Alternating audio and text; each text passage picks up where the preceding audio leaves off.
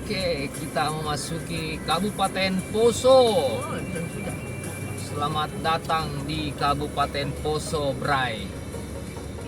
Welcome to Poso. Poso. Mengecil jalan karena beda anggaran. Nah, kita lanjut dengan fakta-fakta menarik itu dan simak terus video ini karena banyak hal kejutan menarik tentang Poso yang mungkin teman-teman tidak tahu atau mungkin sudah tahu tetapi sudah melupakan itu. Oke, lanjut terus ya guys. Kita tancap gas.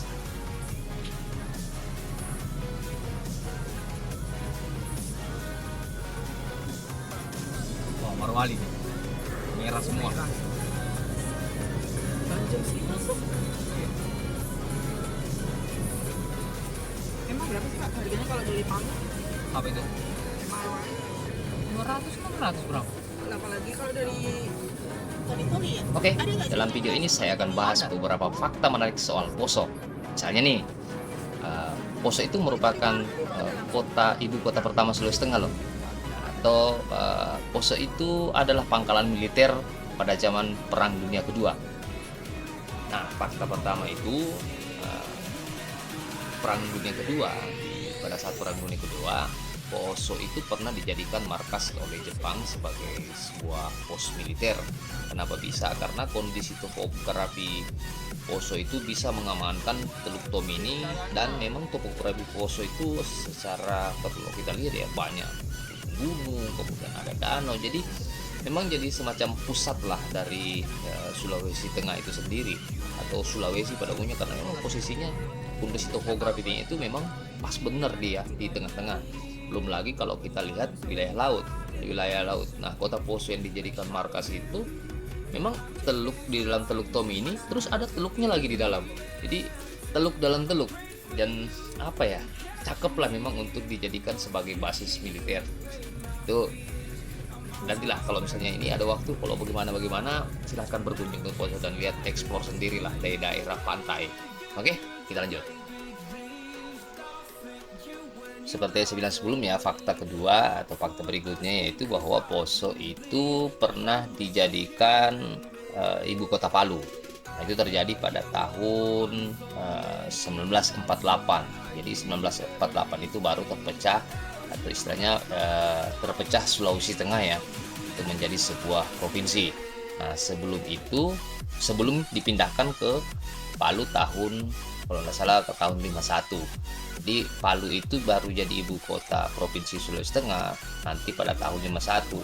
Sedangkan sebelum tahun itu Poso setelah merdeka itu Poso menjadi ibu kota berapa tahun ya? 48, 49, 55 saya 4 tahun lah untuk menjadi ibu kota Sulawesi Tengah. Nah, secara kan memang di Poso banyak banget bangunan-bangunan Belanda dan pernah dijadikan pusat dan markas lah di sana. Jadi ya tidak heran kalau di sana ditunjuk untuk menjadi pusat ibu kota gitu karena mungkin pada saat itu memang sudah ramai di sana dibandingkan dengan Palu sendiri. Palu ya belum jadi apa-apa ya.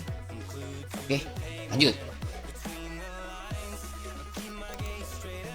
Nah, di fakta berikutnya yaitu Poso itu pernah terjadi konflik bersaudara lah. Salah itu tahun 98. Tahun 98 sampai dengan tahun 2001. Dulu saya pernah lewat sana pada saat kerusuhan, itu gila dan parah banget.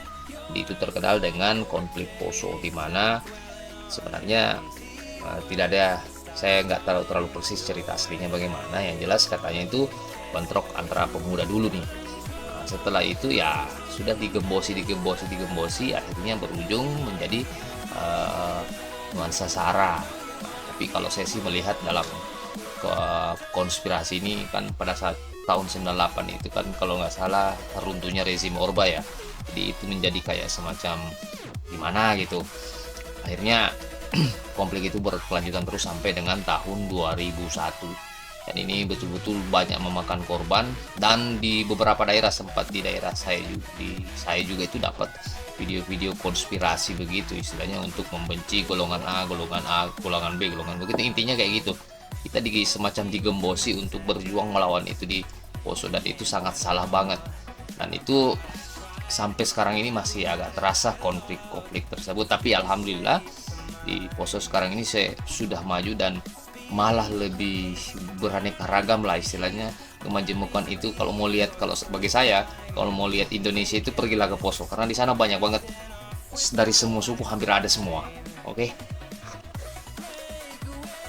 Nah, di Poso juga itu pernah di tahun 57 sampai 60 itu terbentuk sebuah gerakan pemuda Sulawesi Tengah untuk bergabung memberantas pemberontakan Permesta dan Darul Islami atau TDI di Sulawesi Tengah, khususnya di Poso. Jadi memang Poso ini selalu menjadi target dari dulu gembong-gembong teror. Nah, kayak gitulah. Nah, jadi saya tidak usah dilanjutkan bahasanya, nanti saya kena banget lagi nih. Oke. Kita nikmati dan lanjutin perjalanan di part berikutnya.